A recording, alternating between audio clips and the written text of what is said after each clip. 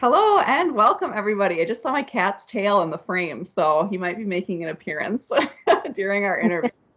I am here with Alesha Escobar. She is our January-February 2020 author, and we were lucky enough to feature two of her books printed together. We're calling them The Diviners, but it is House of Diviners and Order of the Black Sun. And they are I don't know, what do you call it, an urban fantasy? Or, Fantasy. yeah. um, about a young shaman or a shaman family, I guess I should say. So to kick us off, we are going to do our icebreaker style. So we're going to ask Alesha a bunch of really quick, hard-hitting questions and get to know her a little bit better. And then members, we have two blog posts up with Alesha already. And then if you have questions of your own, you can, of course, head over to the Ask the Author forums, especially if you don't get an answer to your question over the course of our 3 interviews.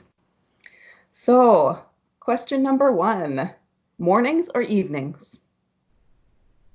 Evenings. I remember your bio, you said you were a coffee drinker at all times. So I wasn't sure if you were going to go for mornings or not. All right, number 2, science fiction or fantasy? Fantasy.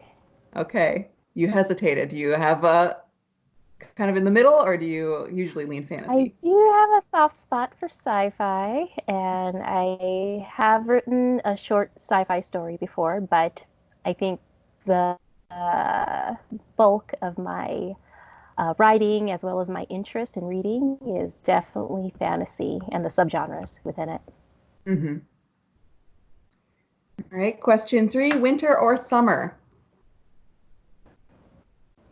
Summer, summer. I'm a wimpy Californian who can't stand the cold, so summer. Right. Oh, that makes sense. You're in the right place for it. F-BOM, we're based in Minnesota. So it's warm today. It's 30 degrees out and sunny, which is good because it was really cold a few days ago. Question 4. What is your favorite Instagram account that you follow? Wow, that's a good one. It would have to be a couple of my author friends who love posting kind of humorous things and giving insight into their lives. And it's not just about the books, but just, this is what happened with my kids, or this is what happened with my cat. And it makes me feel like I'm not alone because, I have pets as well. And I like to see, what are these guys doing during the day? Right. So they keep me interested. They're really fun. Yeah, that's a good point. I do like the author accounts that are kind of commiserating about the difficulties. Yes.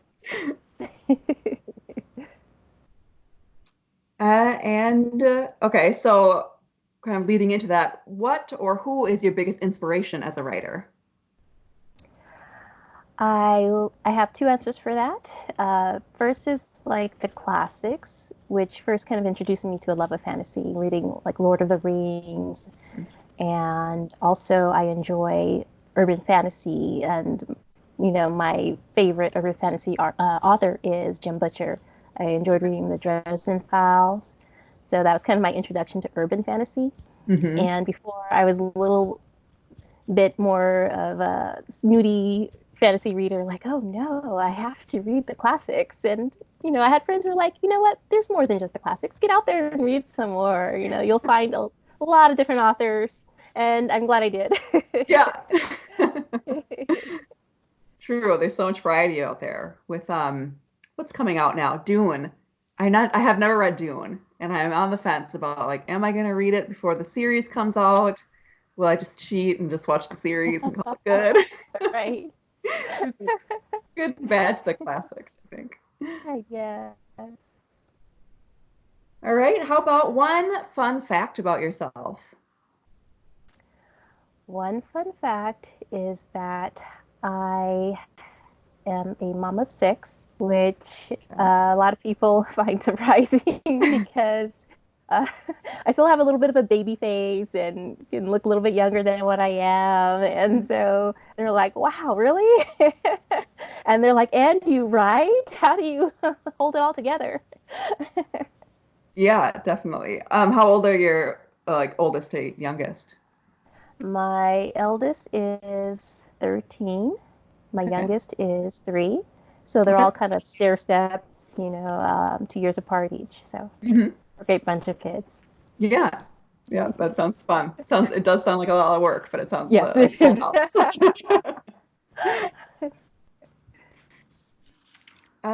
Who is your favorite character? So of your own or of any story?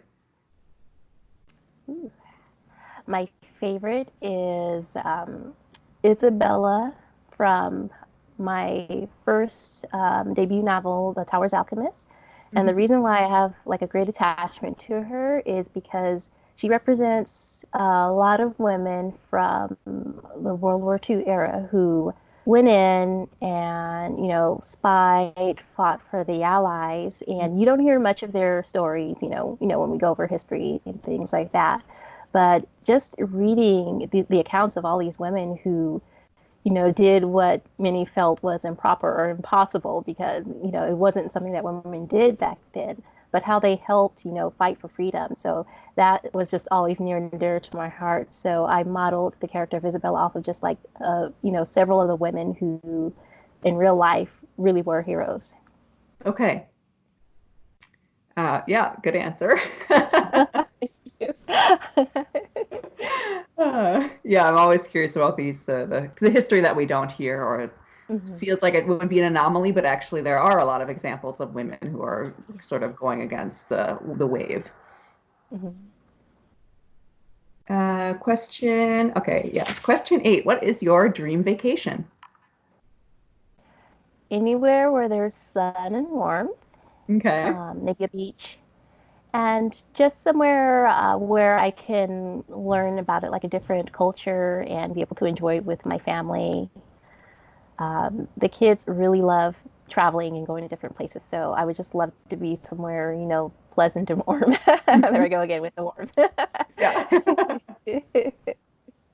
So that would be my dream vacation, relaxing on a beach.